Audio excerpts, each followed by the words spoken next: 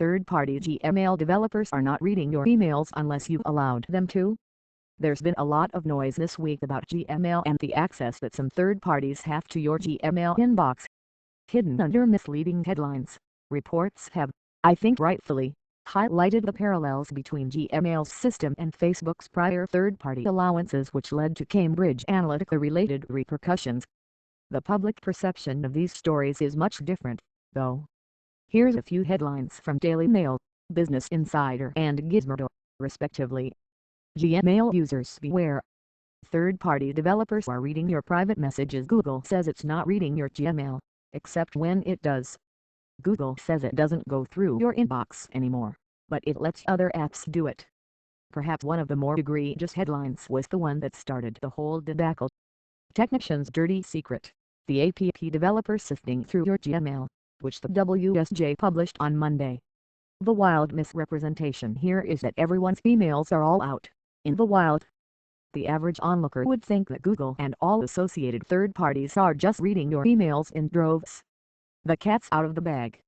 Every email you've ever written is out there for the whole world to see. That's simply not the case. For one, your Gmail inbox is generally not open to Google itself. As with everything, there are exceptions. First is that Google used to use computer systems to scan your email to serve you ads, a practice it ended for student, business and government users in 2014, and put a complete end to last year. The second is that Google will sometimes access emails when you ask them to, or if they are investigating a bug or abuse. That's the word from Google itself. The practice of automatic processing has caused some to speculate mistakenly that Google reads your emails. To be absolutely clear, no one at Google reads your Gmail, except in very specific cases where you ask us to and give consent, or where we need to for security purposes, such as investigating a bug or abuse.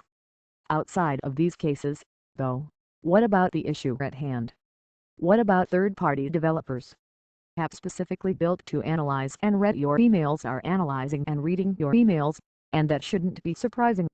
Apps like Boomerang, for instance, request access to your whole inbox to provide a horde of features that Google hasn't yet built into Gmail itself. So if companies have direct access to your email inbox, you clicked one of the below big blue allow buttons that clearly outlines that you're giving Boomerang for Gmail access to read, send, delete, and manage your email inbox. That's pretty much everything. To be clear, this is well known. I'm not accusing Boomerang of doing anything malicious with your emails. They don't. This applies to any developer that might be accessing and analyzing your emails for whatever purpose, or is otherwise encroaching on your privacy. If you give an app access to read, send, delete, and manage your email, you should have essentially no expectation of privacy, right? And if you want to learn how to block all these developers to stay on the safe side, it's relatively easy to do. There are some aspects of the WSJ's report that are valid criticism and concerns, though. Companies like ReturnPath Incorporated, for instance, reportedly collect data for marketers by scanning the inboxes of more than 2 million people. Again, ReturnPath's apps would still be under the category of apps that you've explicitly given access to, but their tactics do indeed sound a bit shady. Google's policies prohibit a lot of things, from the vague prohibited from engaging in any activity that may deceive users to very specific requirements like not exposing collected data to outside parties without explicit opt-in consent from the user and not storing independent copies of user data. But WSJ's investigation apparently reveals that Google doesn't enforce these requirements close enough. One of the more controversial topics is that some of these companies are apparently allowing their employees to read unredacted emails. They train their computers and, in some cases, employees to read their users' emails, the WSJ says. At one point about 2 years ago, ReturnPath employees read about 8,000 unredacted emails to help train the company's software. Yikes! It's not clear whether or not these kinds of specific cases violated Google's policies, but it wouldn't be a stretch to say that most would think they should. And the bigger question, as mentioned, is how much Google is doing to police things.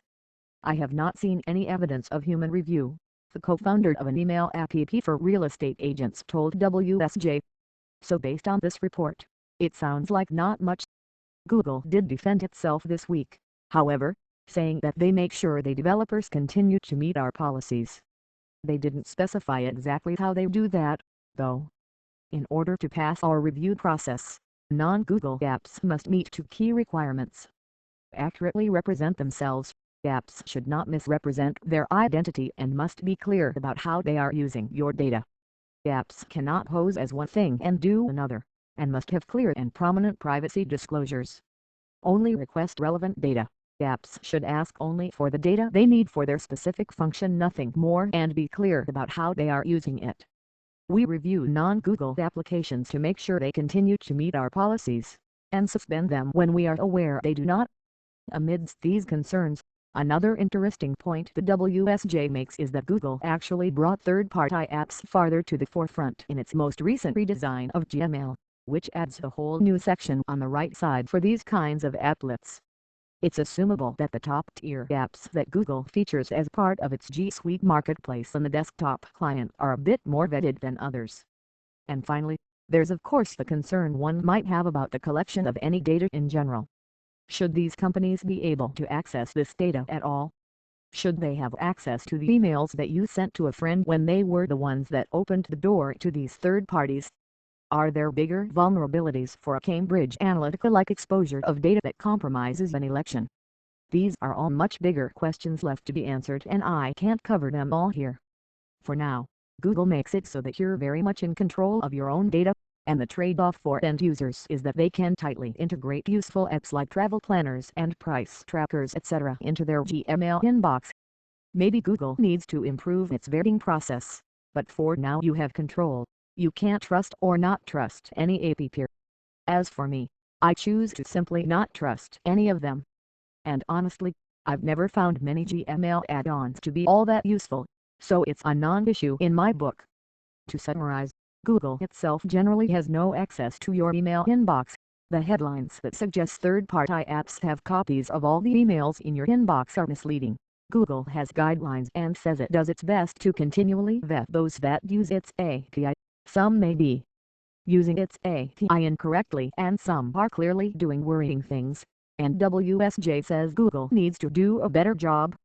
Here's your takeaway. If you haven't lately, you should probably use Google's handy tool to deny access to third-party apps you're not using, and reconsider if you trust the ones that you are. But that's just good practice and it applies anywhere, on Google, Twitter, Facebook, and more.